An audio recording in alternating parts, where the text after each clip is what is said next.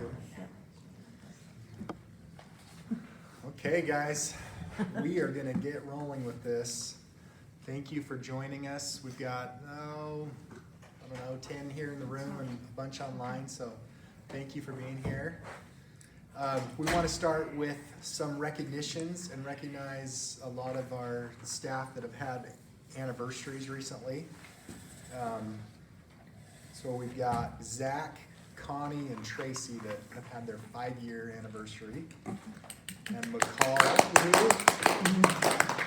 McCall, 10 years. Suzanne, 15 years. Well, actually, let's try say 30, just so y'all know. What? 30? But I had to take a 5-year break when I had my twins. Oh, That's right. that's pretty impressive. Crazy. Good job. And then Julie, our Goodman. Huck, Goodman, 30 years. Wow. Woohoo. Pretty impressive.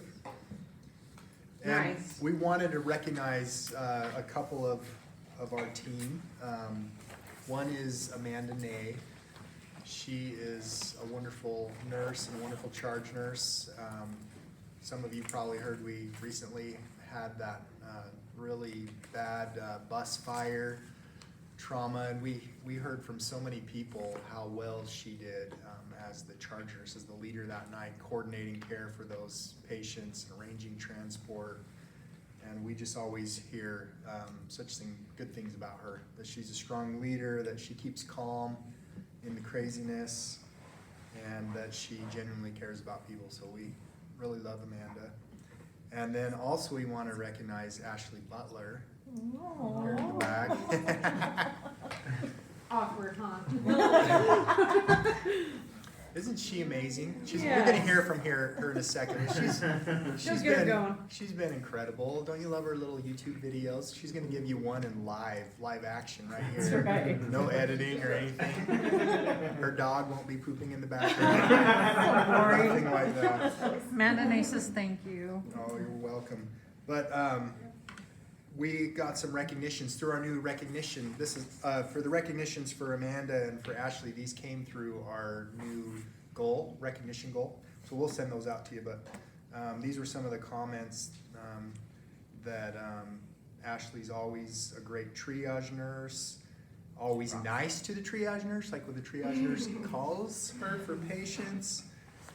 Bring them on back. Happy, bubbly personality. And then, of course, they're inspired by the videos that you do. So just love you all. All right, we've got a few things on our agenda, and we're actually going to start with Ashley. So sorry if I made you teary. So come on up, Ashley. She has a little message she wants to share. And then we're going to go to Brady.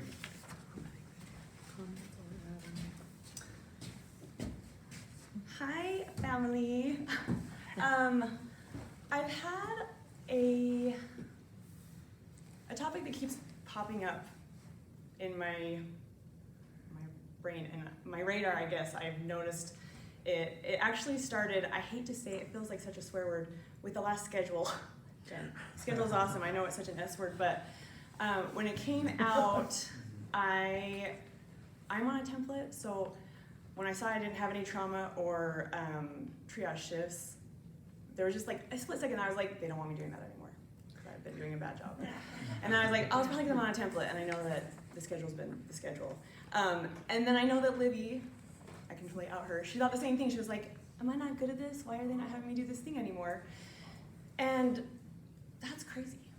But we made that, it was just, you guys know how I feel about protecting your energy and not spinning out on things that you have no idea if it's real or not. But so I was thinking about that, and then I turned the corner, and there was one of our nurses was asking the charge nurse why she wasn't, either why she wasn't floating or why she didn't have that, something, but was asking essentially like, have I not been doing a good job? Are you worried about my care or whatever? And then there was a tech that didn't get, a different tech got asked to go into a different trauma room, and that tech was questioning their tech skills. And so then I was like, okay, this is a theme that is really interesting, and I think that we do it all the time. but I think that at work, it can really, those misconceptions and false assumptions can cause a lot of problems and make things just more difficult than they need to be, which I'm really good at complicating things, but I feel like that is just such a disservice to us and to our patients. So I walked that back to like, where all does that start? I think it really is just the miscommunication and different communication skills, different personalities, different relationships, different appreciations. I only know of I know of some hardships. We all know people that have gone through hardships personally in the ER.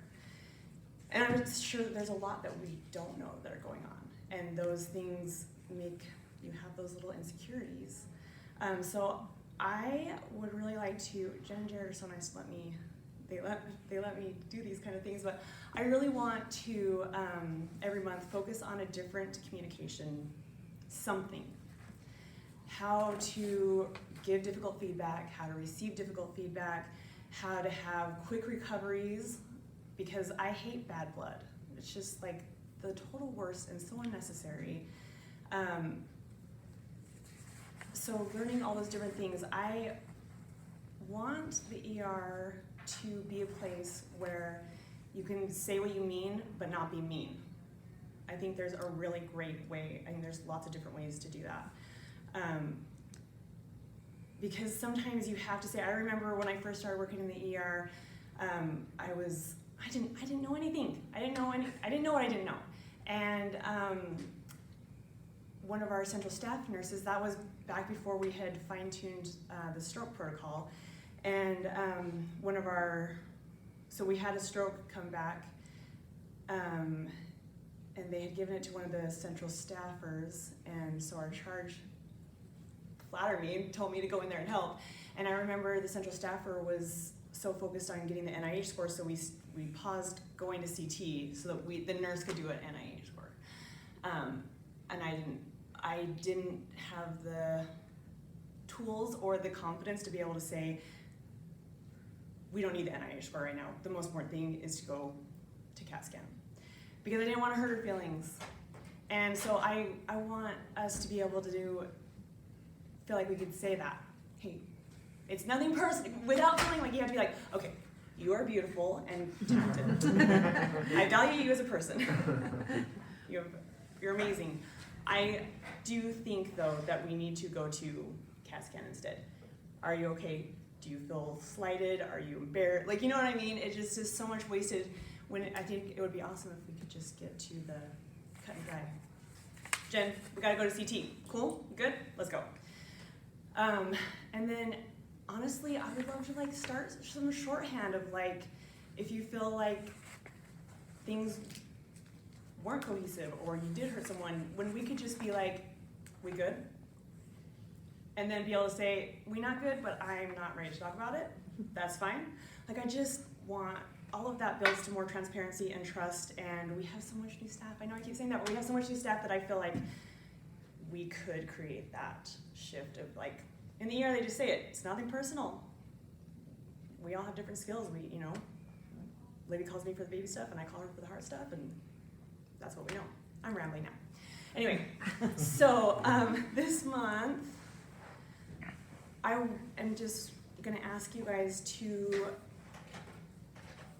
pay attention to the assumptions that you make, the false assumptions you make, and the false assumptions that you see around you, because it's baby steps, and it's going to be really uncomfortable and clumsy, and we're going to make mistakes, and it's just going to be refining that, though, that I think could be so valuable and just make it more cohesive. Thank you.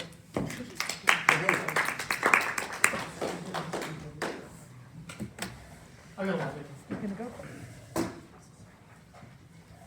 Alright, Do you want Janine to talk You want me about to burns? talk guys. while Yeah, you we'll log talk in? about what I wanted. Okay. Okay, just quick on burn care. So you guys we've had the opportunity lately to treat several burn patients lately. So just a little refresher on your TNCC ENPC treatment of burns. They get LR. If you don't have to calculate it right away, you can calculate it later once you get them stable. Just start your adults at 250 and your kids at 100, and then calculate your fluid requirements after you get them stable. If they're getting discharged or admitted here, you can do your nice pretty dressing and put ointment on and wrap them up nice and everything. If you're transferring a burn patient, dry gauze. That's it. No ointment, don't debride it, just put dry gauze on. If they're over 25% burn and you put wet gauze or wet dressings on them, they drops their body temp and they can't maintain their body temp. So it causes hypothermia, and we know that that leads to death in trauma patients. Rapid Response Team, Observation Unit 3-8 adults. Rapid Response Team, Observation Unit 3-8 adults. Rapid Response Team, Observation Unit 3-8 adults. Okay, so that's the big takeaway. So when they get to a burn unit, if you transfer them, one of the first things they do after they start their stable is they put them in a bath. They take down all the dressings that you put on, and debride all their skin. And so any ointment that's put on, they have to scrub and get off. So don't put ointment on burns that you're transferring. Just dry gauze, wrap them in that. It won't stick because they'll wash it off. And then lots and lots and lots of pain medicine, and then some more pain medicine. So that's our quick down and dirty for burns. Can I have a question? LR. So, yeah, I just have a question though, because it used to be, you don't put ointment on, you put Silvadene on, and I know there was a controversy between two different doctors as to what to do. So if they're getting discharged or staying here and they need a dressing, so 3rd degrees can have Silvadene on them if they're a fresh burn, unless they're allergic to sulfa. So Silvadene is a sulfa drug, so if they're allergic to sulfa, no Silvadene. And then the 2nd degrees, or 1st and 2nd degrees can just get polysporin on them. Okay. And I'll send out some stuff from the U Burn Center, some education stuff if you guys want to look at some more things too. So, and they hand out free CMEs too if you do their online trainings. So, any other questions? So, okay.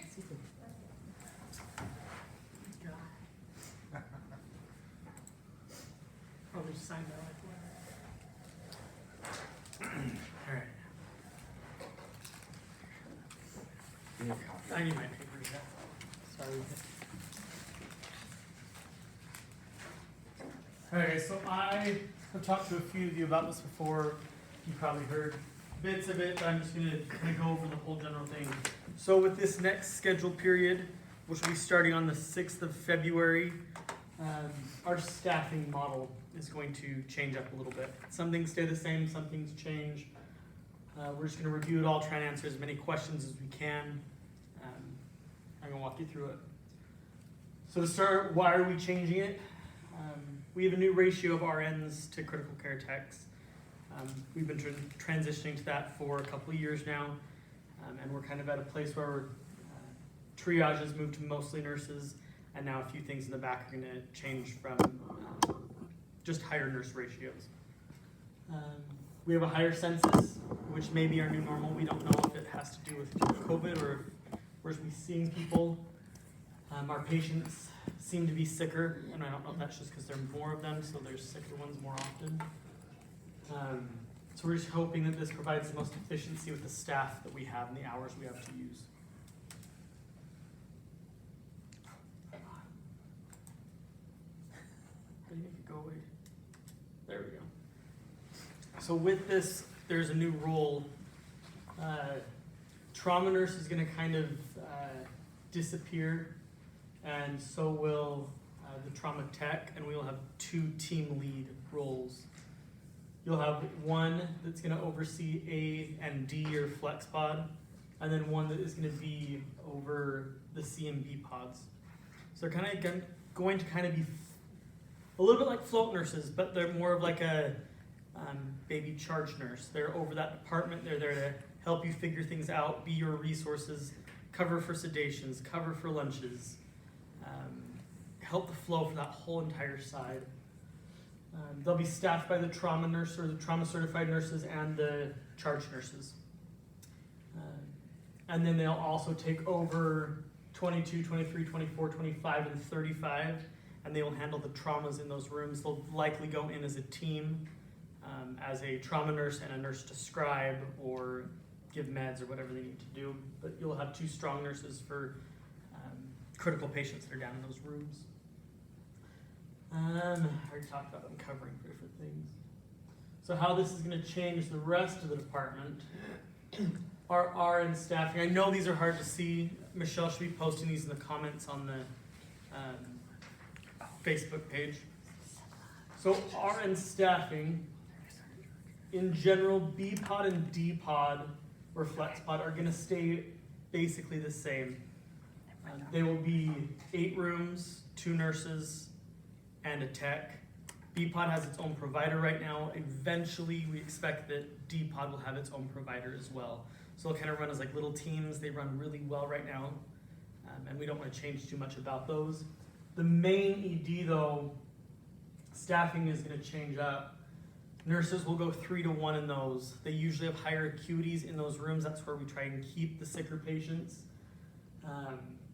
And then it'll allow us a little bit more flex with in those pods. You'll have 3 patients. Sometimes you'll be asked to take 1 more if somebody's patient is crumping or they have a sedation. Sometimes, like with sick calls and stuff like that, it'll change a little bit.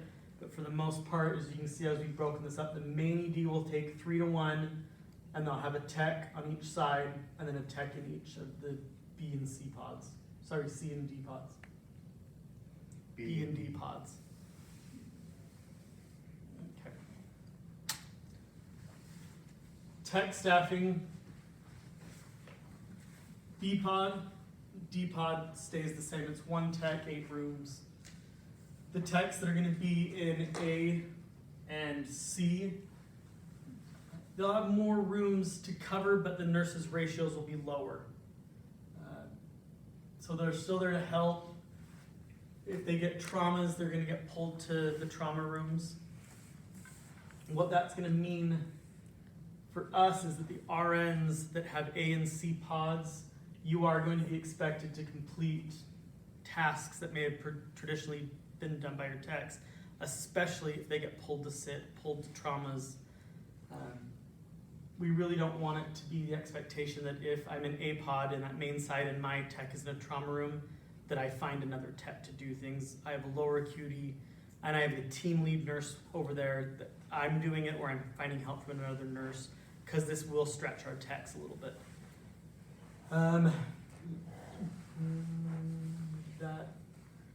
There's no flex with this design for techs, really. So if you have 1 tech sick call for a day, you're down a tech. We don't have the trauma tech anymore to fill that need. So we're gonna need like transport. They're gonna be asked to fill tech needs a lot more often, help us with sitting a lot more often. We may have to have the transporters take pods instead of doing transports that day, and the charge nurse is just gonna have to make that decision on where the greater need is for the department. Hopefully eventually we can staff up the sitter roles, so that you've got a little bit of flex that way, because we don't have it already here in the department. Some of the anticipated benefits for this, it moves everything to more of a team approach. So A side, instead of just A pod, it's like a team. It is 3 nurses, a team lead, and a tech. C side, 3 nurses, a team lead, and a tech. And then B and D will be 2 nurses, a tech, and a provider. So you'll have teams, you'll have a ton of people to rely on, a ton of people to ask questions to. When you start to get in over your head, you should have enough people to back you up.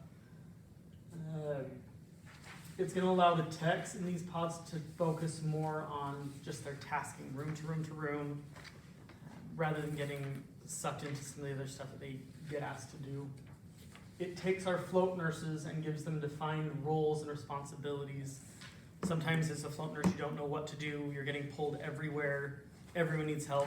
This will convert them. They have pods now. Team leads have a side that they're looking out for. They have someone to take care of. And it also gives us a lot of flexibility. So I have an example up here. If a pod had a patient in 26 and 26 was decompensating, they're crumping, they need one-to-one care. That nurse can talk to the team lead. The team lead could take that nurse, or that patient in 26. Or the team lead could take that nurse's other 2 patients and allow them to go one-on-one with that patient. Also, there are 2 other nurses in that pod now that only have 3 patients.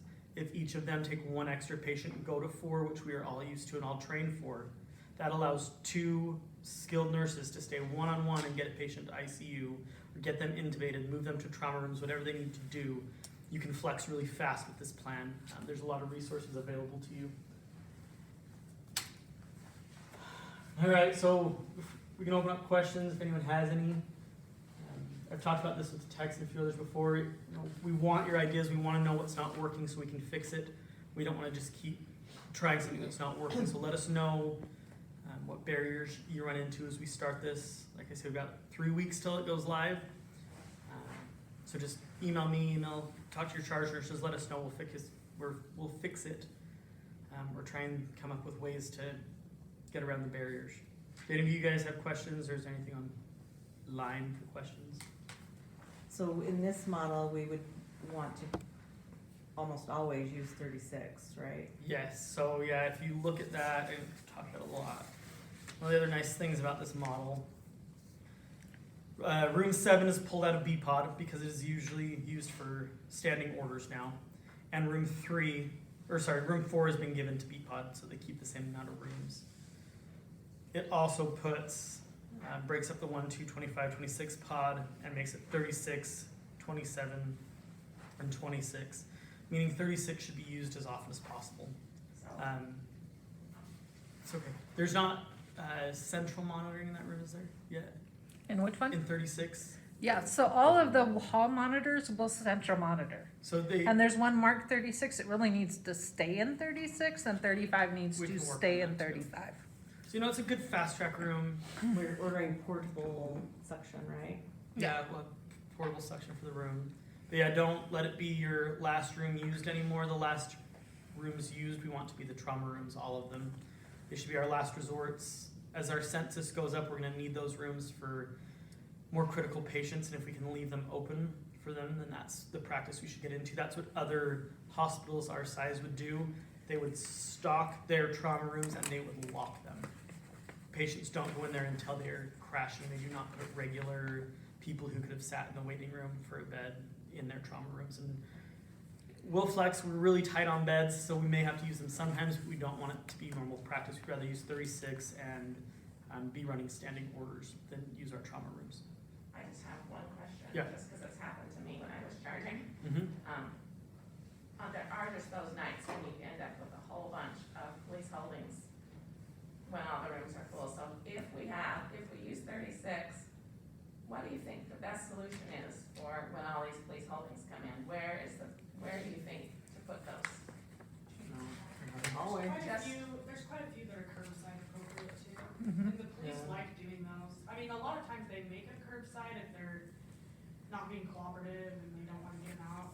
Yeah. I mean, I put them outside 35, but one night I actually had Yeah. like 3 or 4. I know, I think it's hard. I think anytime, even if you have 36 for a police holding, if you get 3 or 4, you've got to find somewhere for them to go. I've used I just put them in the hallway. family quiet room That's before. it. Line them up in the hallway. Yeah. Down there. Yeah, just put them in and get them out. OBS works really good sometimes for, I think it's because the sitter can watch 2 rooms in that middle desk. They both have windows and stuff like that. Yeah, we don't have a great, just perfect setup for that when that happens. Maybe in the future we will as we convert some rooms, but you just have to get creative in those situations. And hopefully those are more one-off situations than daily occurrences. So you mentioned that some of the techs have expressed some concern that a nurse from CPOD might call the A side tech to come do an EKG or something. Right. Like, what would you tell those techs to tell that nurse that calls them? I mean, it's kind of like what Ashley just taught us all. There's a way to politely and firmly state something, and use your best judgment. There are some people who really do, like if my tech is tied up in a trauma and I've got, I don't know, a reverse leg sugar tongue something splint, I'm really gonna actually probably need you to help me somehow, or at least guide me, or help me find a resource, because I'm not good enough at it yet, and I'll need your help. But yeah, if you're, called and like, I just need an EKG, like, have that conversation with him, empower yourself, like, that is something that, do you not have time to do that? Is there a reason you can't do your own EKG? We can do that. Or talk to your team lead. Yeah, talk to your team lead, get with your team lead, like, we want to support the techs in this, we wanna empower our nurses too to learn some of these tasks and take on full cares when they need to. You could say I'm tied up at the time. Yeah. Is there a way you can utilize your own team members? Yeah. So, and it's gonna be, go ahead. I was just gonna say, we've heard really good feedback about this plan, but that's the one thing that we've heard. That is the one thing there Is the techs our techs expressed concern about is that when they're pulled, or when their counterpart is pulled somewhere, that now all of a sudden the entire other side is gonna start calling them to come do all the tasks. Or they'll just leave like 5 EKGs and they get out of the trauma and it's like, oh, you couldn't do 5 EKGs on your side? Like, And we'll drive our team leads, like, we work into this to monitor that and watch for things, and it'll be a learning curve for all of us, but, we're giving you a lower ratio, which we hope helps and lets you provide more cares for your patients, but take advantage of that, like, get the things that you can get done. and I've kind of like the idea of doing like a pre-shift huddle just with your team and be like, okay, if I'm team lead today, you can call me, or if Casey's my tech, one of us will get it. There's a way to log into the pod, so we could do that. And just on the Vocera, I need an EKG in this room. We have some options of things that we could do, but I think the key is communication and communicating to those nurses. Look, Janine, if you need a EKG and you're busy, call me, because Casey's going to be in doing a reverse sugar tongue something split. Yeah, whatever that one is. And I hope that's the way it goes. I hope that when we start to do this, like, even the new assignment sheet list breaks down A team, B team, C team, D team. Like, I'll have 3 patients, and then I will have 2 other nurses in my pod, a team lead, and a tech. I have 4 people that I can call to help me do anything, and they all should be available one person should be able to help me do anything at any time. I think we're gonna have a ton of success with it. I hope we all like it. But like I say, we'll take feedback, we can make adaptations to it. Anything else? Any questions, concerns, stories? No Anything online? Facebook questions? No, I'm I'm surprised. surprised. I do have a quick question Yeah. about the provider in Flex. Yes. You said they're working on that. Do we have an idea of when that's gonna be? No, It'll be Being over there sharp, I guess. is, Oh, it's hard. nothing is ever stocked, you don't get help cleaning, so it's hard if you don't have, I've been able to work with really amazing techs over there, it's been great, but like, I think I'm just wondering if you have an estimated time for the provider. It's gonna be a while. They've hired 7 providers and some of them don't come until the summer. We've already had a couple start, you've probably seen, or at least they're coming like once a Everyone's new month. to me, so I don't know. Yeah. I'm like, yeah, sure. Maybe So, in charge meeting today, we did talk about, the problems we're having with those flex beds. Okay, And yeah, some of the suggestions were that, instead of having the 10 o'clock nurse opening that right at 10, yeah, maybe we use the 10 o'clock nurse to do standing orders and wait a couple hours to open it. And the tech, the 11 o'clock tech would be responsible for stocking it. So they would come in at 11, stock. And then the 10 o'clock nurse and the 12 o'clock nurse would open it at 12. And until then, we would just do standing orders. So that's gonna be something the charge nurses are gonna kind of trial and test. yeah. May not happen every day depending on our staffing situation, Right, but right. I think there's definitely recognition amongst the charge nurse group that, like, especially if you get left on the island over there by yourself, it's very hard. And, Yeah, and and then stocking's a problem, right, cause you'll get there at 11 and you'll have 4 patients already. right? Nothing is in any of the rooms, your tech is run ragged, like it's Right, really it's hard very to hard. start the day that way. Yeah. Yep. Well, like, keep in mind too, so with B and D pods, like that is your team lead as well. Yeah. That team lead is over, like when they'll be there for you to call to start patients, cover things, get you to lunches. They're your resource. They'll focus on the main ED because that's where we'll try and put the sickest people, and that is the techs will be spread thinner there. They have, I think, 2 or 3 more rooms than the rest of them. But by all means, those team leads are to watch out for you too and be there as a resource for you. But we do know that about Flex. We're trying different things. We know that it doesn't get cleaned. We know that it's hard to stock over there. Talk about Reggie's. Yeah, I didn't even stock know room. this. Reggie, in like where the old provider office is over in the Flex Pod, across from that was a closet, I guess, and he's stocked it like a nice Flex's own supply closet. So you've got tubing and stuff to stock your drawers over there, so you're not running clear back to supply A and B all the time, which I think is awesome. Good job on that, Reggie. I wish I would have known about it last week because I was over there and I was drowning.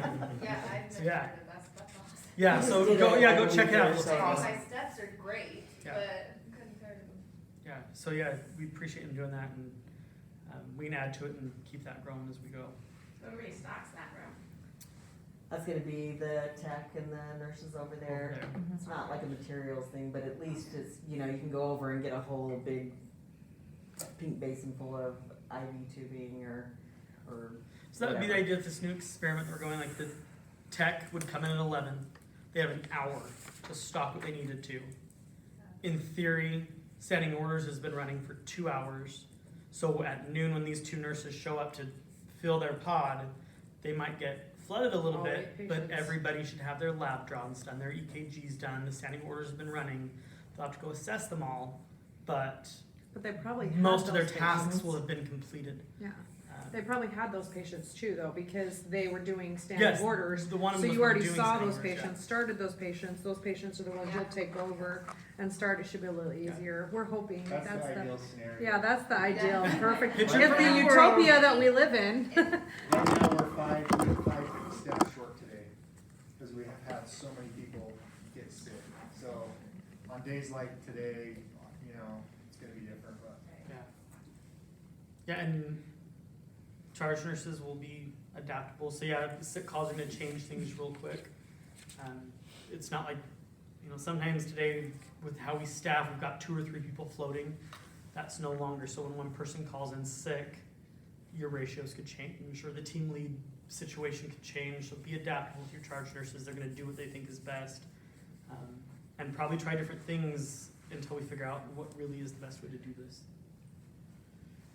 All right, guys, if you don't have anything else for me. You gotta talk about your funding committee. Oh, yeah. This is the fun part. Hey, so we, those of you who've been around long enough to remember the pre-COVID era of the ER, we used to be more fun. Like we used to be we had a softball team, we had a kickball team, we did like summer parties, and some of that still happens. Like Reggie still plans hikes for us and things like that, but it was a lot more. We did potlucks here. COVID kind of shut it all down because we weren't allowed to, and then now we're just busy and tired and so on. But we'd like to start like a fun committee again, someone to help coordinate that. Ashley and Malia and Gina and I have kind of volunteered to kind of lead it, but we would like as many of you who want to be on that as possible to join us, help us plan things. I don't know, give your ideas. It's hard for us to tell you what we think you should have fun doing. We want to hear what you like to do, and then we'll plan things, that we can all do together. I think it's good for us to get to know each other outside of work sometimes, because we don't even know what each other's faces look like anymore. So we should do that. So if you're interested, email me or email Ashley. We'll get things going, and I don't know. In the next few weeks, we'll try and get together and get some plans going here. Awesome, that's great. You're up, Jen. Oh. We suggested Brighton be the decorator. Colton did that. Yeah. I don't think. So the good news is we finally saw the schedule generator work, so that was awesome. It's the schedule's probably 75% done, so you can look at it. There's still some changes to be made. Some people have no shifts. I know you specifically had no shifts when I looked at it for whatever reason. We'll fix it. We got time, but there's some tweaks. No, there's lots of shifts. No, I think she had to add you into some group, because I was looking through it today and noticed that. But there were other people that don't have any shifts. Jessica Gardner, for some reason, didn't have any shifts. But anyway, so we feel like we're close. The generator worked really well. It took seniority into consideration and gave priority to those people that have been here longer, get a better schedule. So that's the one good thing that we got. Anyway, what the plan is we'll try and balance it over probably next week. We'll send out a text and say, speak now or forever hold your peace. You've got 48 hours if there's something you just can't live with, because certainly we can miss something. So that's your time to text me, let me know what it is, and we'll try and work around it. Can we do it perfectly? Probably not, but we really feel pretty confident that we got it pretty darn good. So. And then by next time that we run this, we should be able to get the schedule done much, much earlier. Like, I hate to say a month, but I feel like that's possible. So it is. Under promise. I know, I'm not promising that, but honestly, she was committed to doing it much earlier. As long as Cronus is working correctly, we should be able to run the schedule the first week that everybody else in the hospital is doing signups. Run the generator. Within a week, we should be able to have it balanced, give you, hey, speak now or forever hold your peace, and have it out really quickly before everybody else, she starts balancing everybody else's schedule. So we're close. Thanks for being patient-ish with this whole process. It's been frustrating, I know. Anybody got questions about the schedule stuff? Just want to know that really will happen. The other thing is, probably everybody has seen that the Access Center doesn't have enough staff to stay open 24/7. So they are going to be open from 10 a.m. to 8 p.m. The reason that they've cut those hours is because our providers for the last year have been going up and seeing the patients at night, and let's be honest, it's low on their priority list. And so if we're getting slammed down here, they're not going up there for 6 to 8 hours sometimes. And so that was really frustrating to the patients that were up there. They'd already gotten all of their stuff done except for they needed that MSE at the very end, and they were waiting for our provider to go up. So met with our providers, and they just said, you're just gonna have to send them to the ED. We don't have time to go up there, which is understandable. So that's the why behind it. Just to clarify, they're just not taking walk-ins after 8. They're Correct. still open 24 No, hours they're not. a day. They wouldn't take it. Yeah, and I know about, was that the one last night? Yeah. So, we could talk about that one offline, but we followed up on that one, and the provider felt like that one was medically unstable and got admitted to the floor. I don't know if I'm on the same one. Okay. But they're still open, so like, we just have to do the MSC and the ED, and then we can send them up there. As long as they're cooperative, they're not intoxicated, Cause they those told me things. that, and then when we called him back, he's like, well, no, we're closed after 8, but the first time I talked to the nurse up there, he told me, once they're medically clear, you can send them up. And then we tried setting him up, and he said, no, we're closed. And their manager said their staff might be a little confused, but And the he told me, he intent, didn't really know for sure. yeah, the intent is that they do not close, they stop taking walk-ins, because they don't have any providers to do MSCs after 8 p.m. So we have to do the MSC and the ED, then we send them up. Now, we're averaging less than one patient a night after 8 p.m. Between 8 a.m. and 10 a.m., we're averaging less than one walk-in, so it's not like a lot of volume. Kayla said there were 2 patients, so there was one that was unstable and one that they Okay, said yeah. no. There was one that was totally fine, but I tried sending, they told me no, tried sending again, and they said they're closed. So on those, So I just gave up. text us Yeah, and we can reach please- out to their please let manager. us know. Because that's what their vision is if we hurry into a MSC, then they're they're cooperative in their care and all those things, we can send them upstairs. They can wait all night for Colleen to do their crisis eval. We So, even saw her out in triage, too. That's how we were trying to, and Corbin came out and saw her in triage. really, They s- well, we feel like it will eventually work they really well for thought that. it And said no, so. And Ryan said he was gonna clarify with them, right? Yeah, Ryan was gonna meet with them. The other thing is they're gonna be able to take observation patients again in about a week up there. And so we may have a little more flexibility after the MSCs for patients that are waiting for BMed. They could actually wait in the Access Center depending on how appropriate they are. So more to come. You guys know, like, dealing with the Access Center has been a tumultuous relationship. Was it bucking and farting? Bucking and farting. It's been a challenge, but,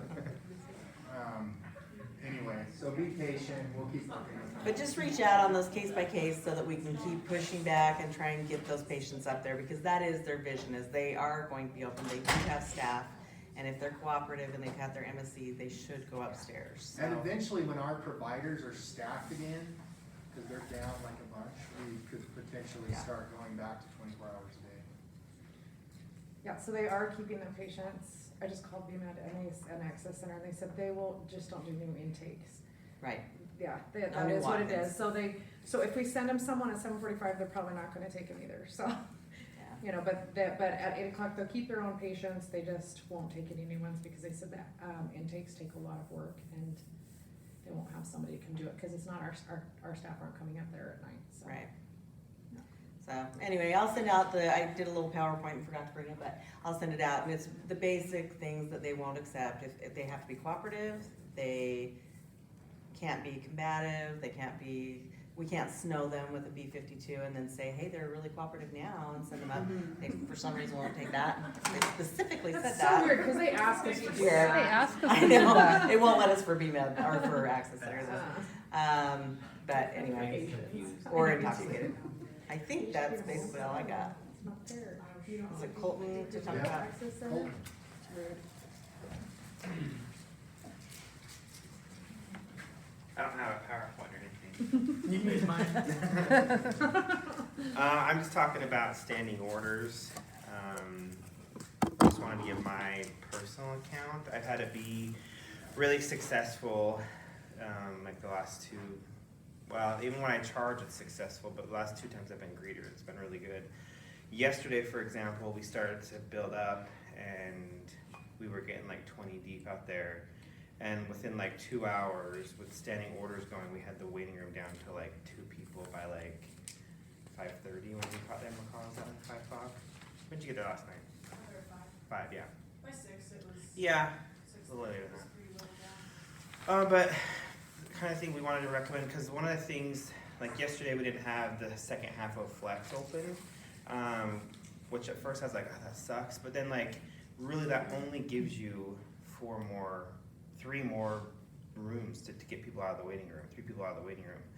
So moving forward, it's gonna be hard for us to adjust, but maybe we use some of that staff that we would open a couple more rooms, we pull them to Flex, or to 7, I'm sorry, and we start doing standing orders there, because we literally burned through 20 people.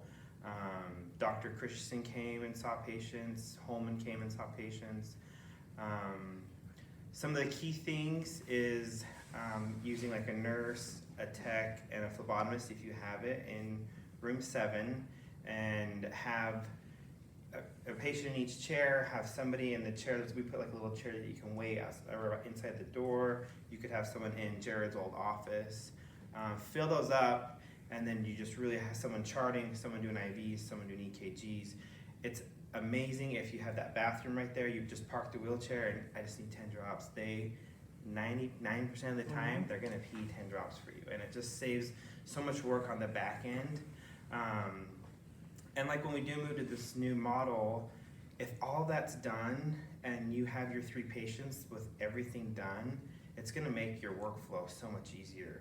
So if your tech gets pulled to go do Braden's reverse sugar tong or whatever, it's not gonna be a huge deal, but there's not gonna be 3 EKGs and 3 IVs to start, because it'll all be done a lot of the time.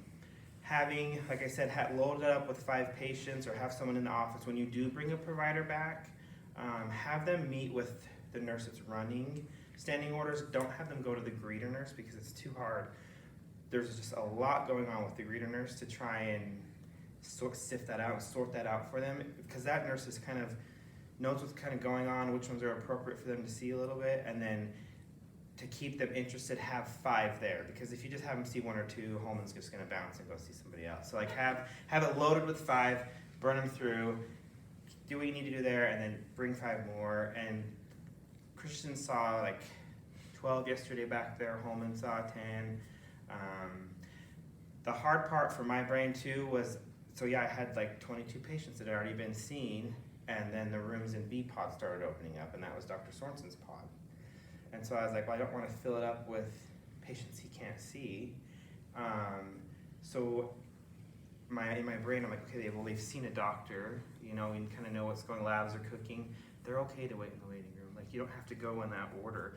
So I started, the patients that were coming in new were the patients that I would throw down in B pod.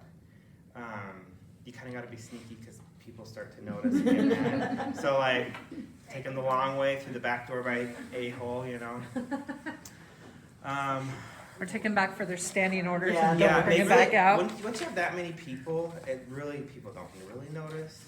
Some people, but. Some people. Unless they came with somebody, Yeah. they come with their neighbors.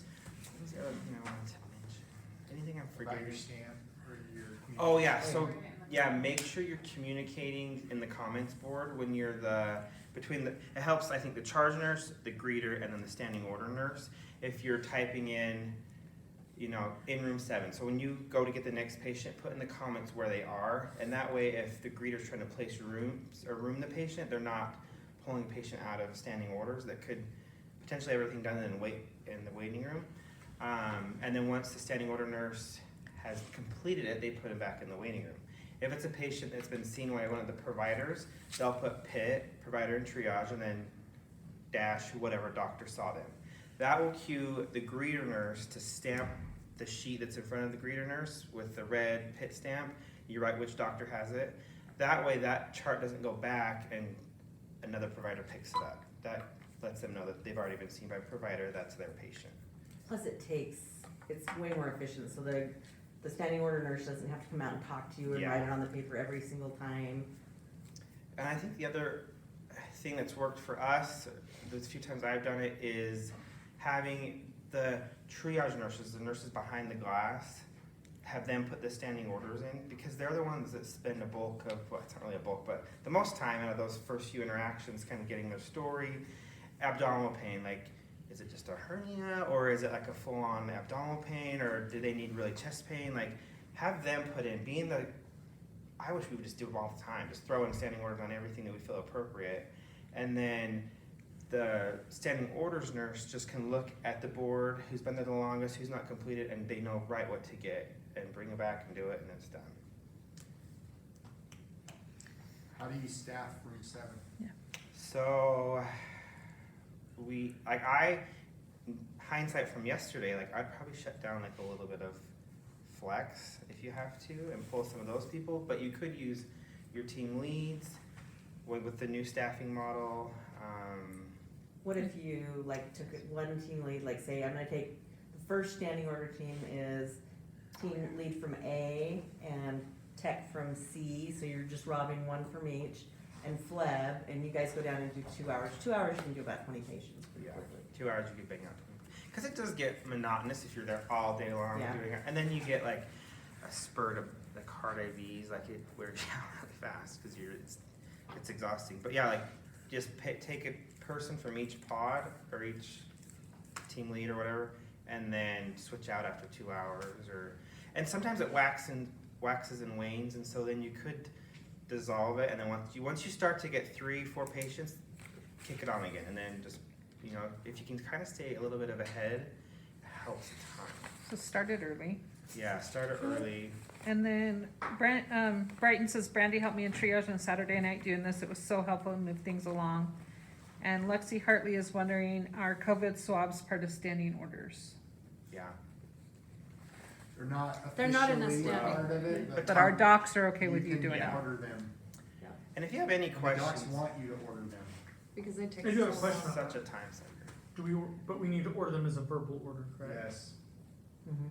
So Okay. it's a verbal order that we have permission. And what is it we're exactly ordering? Because there's.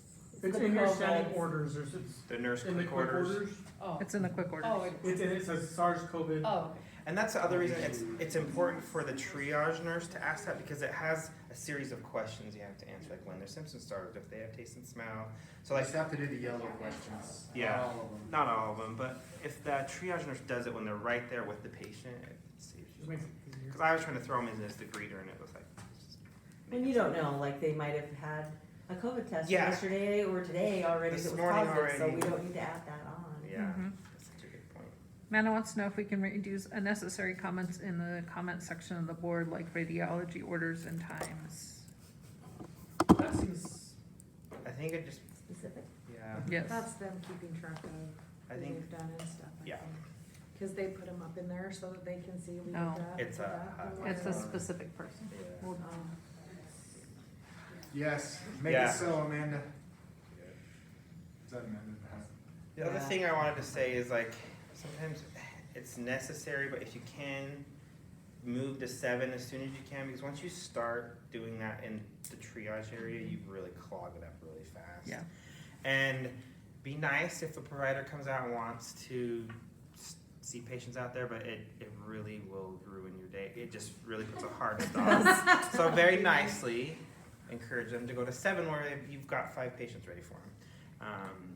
Okay. And with our new room model, that will help because we're not using it as one of our pod rooms, so it Right. is for them. Designated for that. Yeah. There's the dividers in there. It works really good. I've done it a lot lately, actually. What about young kids that the providers end up wanting RFAs and not just COVIDs? Once the It's swab's all in the the same lab, they swab. can add. So Yeah. the, Make it a the quad. COVID order COVID that we order is a quad. Is a quad. It automatically orders all of flu them. A, flu B, RSV, and COVID. Yeah. But not an RFA. They can add it. They can add it that, on. okay. We just call, yeah. Yeah. We've just been calling down and telling them we added that. And I know standing orders can be intimidating, but you're really just doing the basics. And I know phlebotomy feels like it doesn't make a lot of difference because they're having to do like some more add-ons, but it is shaving the length of stay off significantly. It's clearing the waiting room really fast. And just with all the busy days, I think that it would be good to utilize it. And it helps with patient satisfaction because they feel like something's being done. Yeah, They're we're not moving. just sitting in the waiting room. No, there's a few people that are one-offs, right? They don't like it and they feel like, why am I getting brought back out? But most patients are appreciating that they're moving. They're not just sitting there in the waiting room and doing nothing. They're moving. I got my IV, I got my labs done, and then what next? Next, you'll get a room. We'll go. What about meds? If the doc orders Don't worry about meds. it. Don't worry. We're not I mean, doing that. like if you feel it's appropriate and something that doesn't need to be monitored, like Tylenol. I'll hang a bolus or I'll give Tylenol or Toradol, but like I'm not gonna Zofran for the one that's puking out there in the Yeah. waiting Yeah. room. but I'm not gonna do narcotics or any of that kind of stuff. So whatever is. And we've told all the providers that we will not give narcotics on anyone that's sitting in the waiting room or anything sedating, like I won't give Phenergan out there, and they know that, they are okay with it. They're still gonna order it, so it'd be given whenever the Whenever patient they gets in a get to room. Yeah, and we want them to. We don't want them Right. to not order them because then once they get a room, then they already have all the orders that they're gonna need for their stay. Right. Just know that you don't give the Use narcotics your out judgment, there. because even like boluses and Tylenol and stuff, for me, if I'm doing it, if I'm running it, if it's anything that's gonna significantly slow down flow, then I don't Totally. Yeah, do it. don't Just do get it. it back out in the, nurses can handle it in the back later. I'd probably I had give a a lady bolus if they're like literally hypophysic. puking all over 7 yesterday, and I gave her Zofran, like Yeah. that made sense. Maybe just remind the mid-levels, because there's a couple bleeding hearts that really wants them to get pain meds. They're not getting it. That's okay. They will get pain meds when they get a room, right? Okay. Because, Remind be- all the providers. but you have to, like what I've been saying, I'm like, well, you know what, they wouldn't get anything done, but right now they're getting this done, and when they come to the back, then they can have that, or they can have Right. nothing done in the waiting room, because we're trying to move their care through, but we would never, I would never give narcotics in the waiting room, I just wouldn't, it's unsafe, and we don't wanna create an unsafe environment, we're not watching those people at all, I don't even know, I couldn't call out, you've got 26 people out there, on my last shift, I had up to 26 people in the waiting room, and I looked and I'm like, I wouldn't recognize them if they walked out and never came back. Like, you know what I mean? There's that many people. So if we do narcotics on one of them, or if they leave with an IV, or, you know, like we have to just be really careful. And that's what I'm watching for. I'm watching for all my little kids are in a row, you know, not what their vital signs are doing. And you have to watch them. You have to monitor them. If you give the narcotics, you better be rechecking their vitals 15 minutes later and charting on it. Yeah, so just don't do it. So, So Crystal says, what happens if we start standing orders and then they decide to leave without treatment, but we've already sent blood and stuff? they'll be charged, but, Oh, wow. yeah, we just fill out the same form, but they will get a bill for the ER because we've already done something. No. And No. they saw, well, a provider in triage. Only if they've they've done seen- their MSC. Only if they've had an Yeah, MSC. if the provider in triage saw them, they'll get a bill. But I really haven't seen that, like after They they've seen won't get a that. bill for having all those labs done, even if they weren't seen. Well, cancel. If they were not seen by a provider, it'll just get all They won't drop canceled. a bill. They'll, But the problem is then, like, They the other won't day bill I them. had one call and they said, I left their AMA and I got some labs done. I just wanna know the results. I said, number one, I can't give you the results, and number two, we canceled them because you left. right. So that's just how we speak to it, so that you won't get that bill. Okay, cause there was one the other night that That's the awesome. results came back, cause she left so far into it. But she was already gone by the time the results came back. Yeah. Okay, perfect. Yeah. Anything else? Didn't you have, oh, I guess that was it, right? You're like, Is there any other topics? I just, do you wanna talk about crisis, like over the next few weeks, maybe, a little bit? Yeah, guys, we're really worried about staffing over the next couple weeks. I mean, we're actually staffed pretty well, but we're seeing a tremendous amount of sick calls.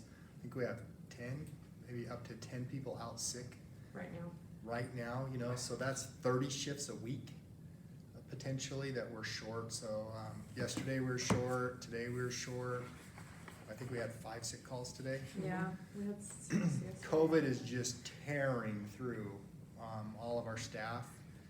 And so we anticipate that the next few weeks will probably be pretty difficult. So it's not gonna last forever. You know, these little spikes tend to just last a few weeks and then they kind of melt away. This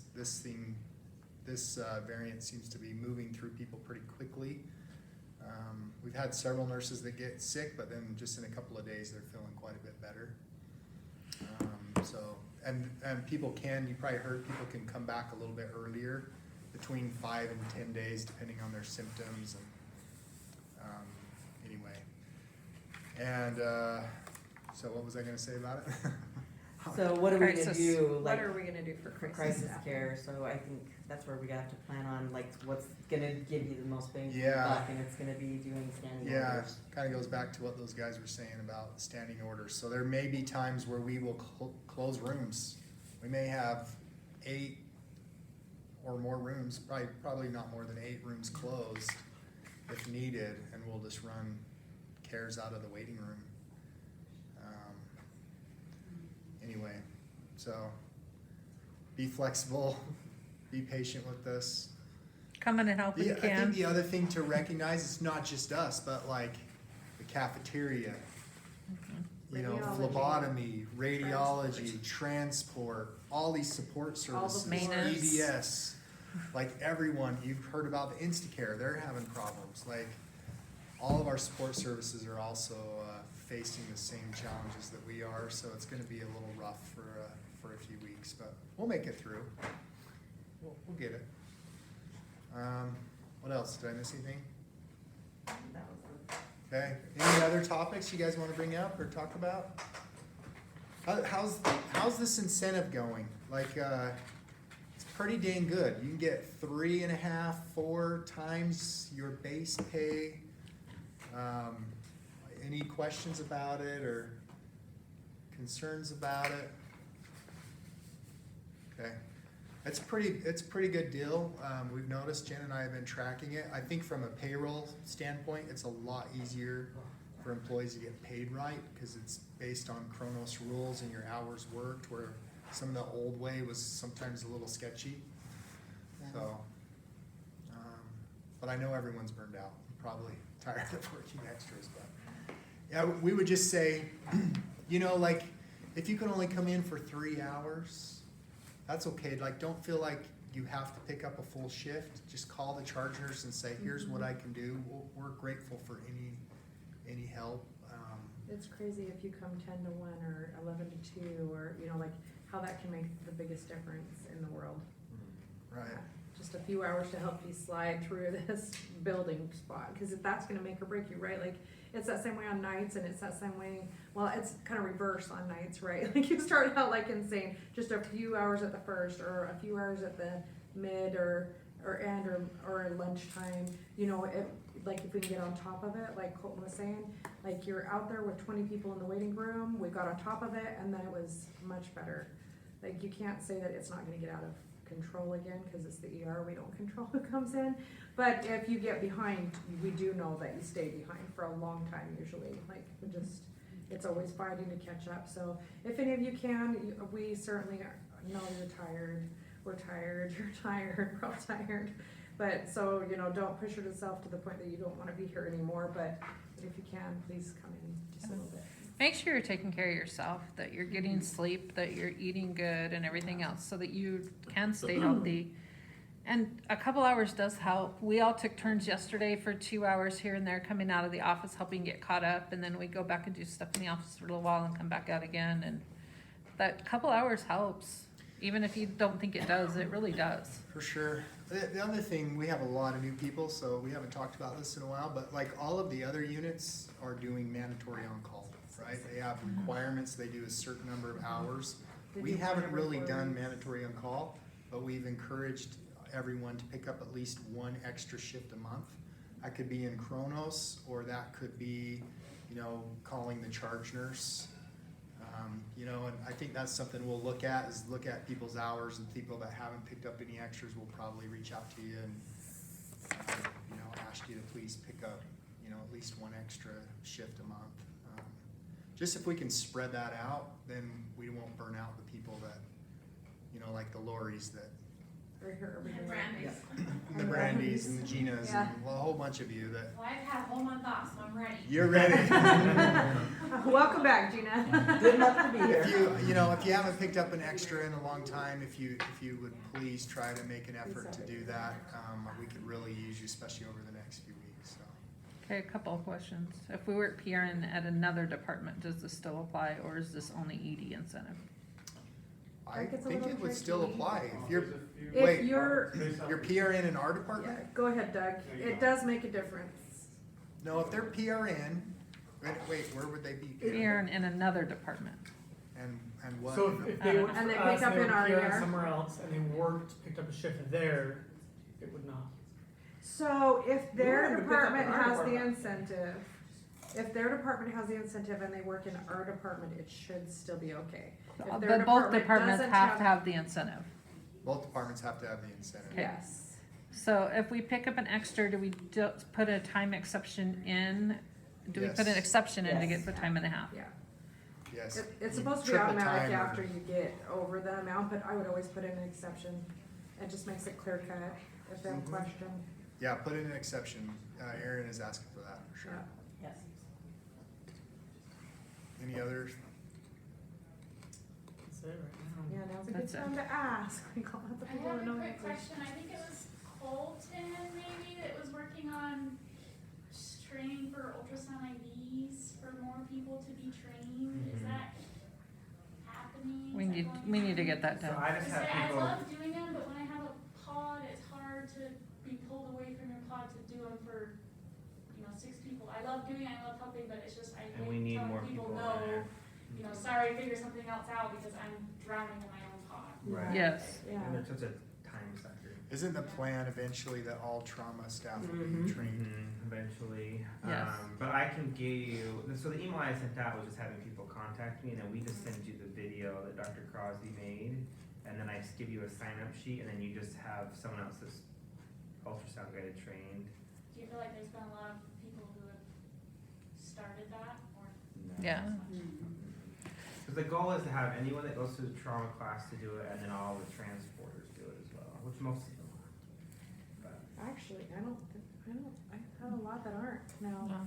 So Yeah. only a couple. Maggie is, Jonathan is. No, Meg? Yeah, Maggie is. Absolutely Maggie. There's some that She just don't doesn't wanna Jenny do them. is, yeah, Jonathan is. Dale's not, but Michelle's not. Michelle. And it's hard when you're charging to break away from charging to go sit and do one, cause they do take time. Because like, long-term plan Yes. would be that as we trauma certify new people, that part of the trauma certification is to become ultrasound certified. When we modified, so we haven't had a real trauma class for 2 years, you know, so it's been hard to do it in real person. We've just done all modified certifications. So I'm hearing, please, if you're trauma certified, but you're not ultrasound certified, Okay. please get with Colton, get that video, start getting your practice in. Yep. And even if you're not trauma trained and just wanna Yeah, learn if IV anybody wants ultrasounds. it, yeah, Please that was just do. the way we were gonna capture people. We Yeah. just want more people to do it, so if you're really good at IVs, take the class too, cause that's, And Jared it's can definitely a answer the skill, patterns. it's not. Yeah, Jerry. He's our. We're gonna drown. Jerry He's, is he's mom. actually not retiring anymore. Oh, excellent. Okay, welcome back, Jerry. So, and then what should we put on the exception for, You just need to put the date, so you're gonna put it in, pick the date you work the extra and just say extra shift incentive. Mm-hmm. You don't Yeah, there's have to only put one any incentive other going right details, yeah. Right? What? Do they still have It the starts full for any incentive? hour No. over your Yeah, there's only budgeted one hours. incentive now. Yep, It's easier. it's way better. Even if it's 2 hours, you'll get the incentive, it doesn't matter, Mm-hmm. It any just has hours. to be over your hours, so. Right. Budgeted hours, yep. That it? That's all I got. All right, thanks guys, take care.